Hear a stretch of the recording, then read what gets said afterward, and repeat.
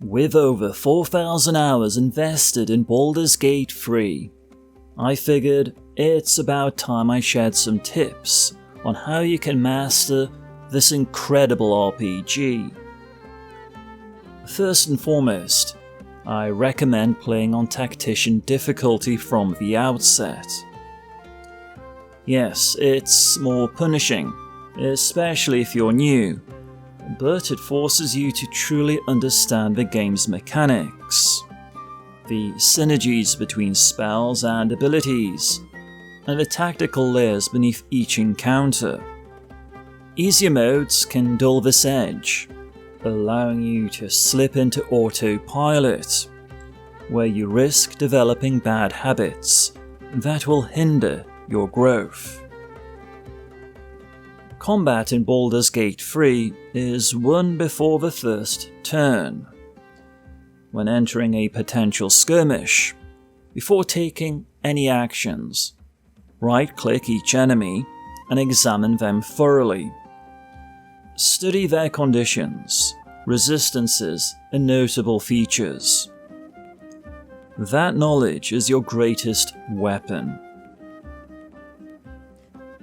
Being patient is often the difference between a swift victory and a reload screen. Once engaged in combat, pay close attention to the initiative order at the top of the screen. Understanding when your characters and enemies act gives you immense control over the flow of the battle. Characters with adjacent turns can be reordered for tighter synergy.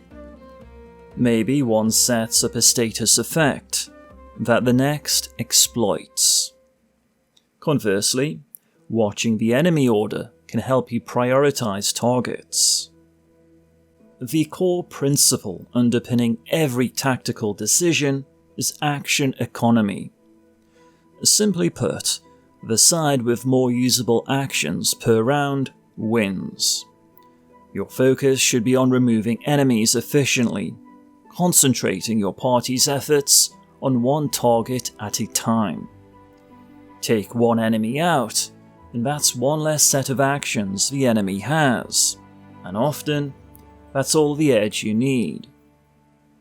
Loot everything, but don't keep everything. Assess each item and sell what you don't need.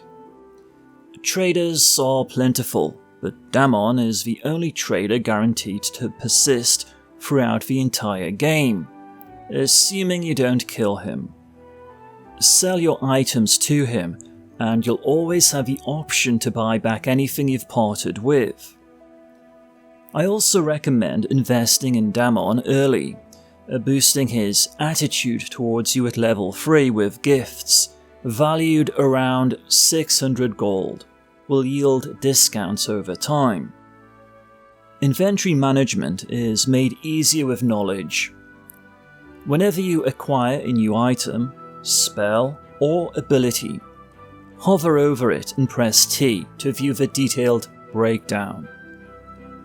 Often the true power of an item isn't obvious until you examine it this way. An unassuming uncommon weapon might outperform a legendary one in the right character build. Don't assume, inspect. The combat log on the right-hand side is another vital tool. If something in a battle feels off, or you're unsure how a result was calculated, the answer's usually there. Make a habit of checking it. Exploration is safest and most efficient when you use group mode toggling to separate characters.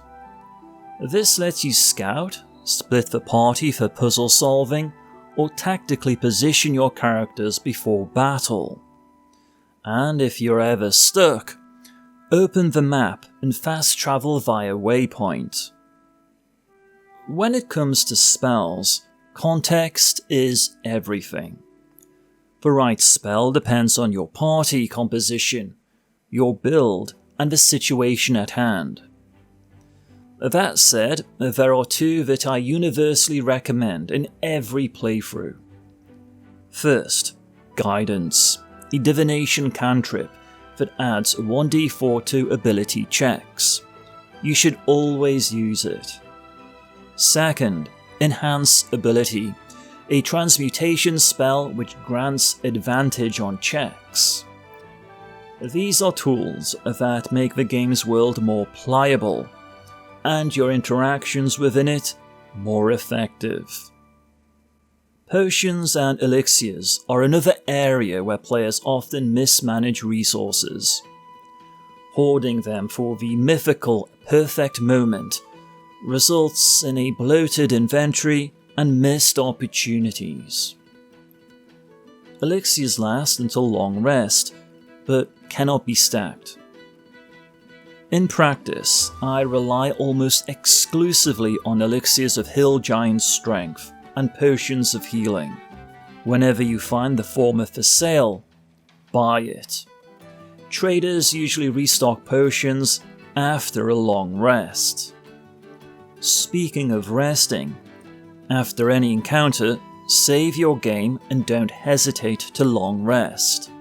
This resets your spells and abilities and lets you continue at full power. You can gather enough supplies during Act 1 alone to fund long rests for the entire campaign. And don't forget partial rests. After every full long rest, use 1 or 2 partial rests to trigger additional companion dialogues and events. Finally, ignore charlatans peddling broken or overpowered builds.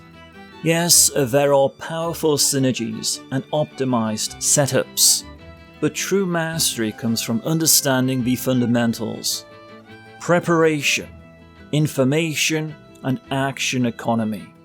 These are the foundations of success in Baldur's Gate 3. Build on them, and the game becomes a rewarding sandbox of strategic possibility.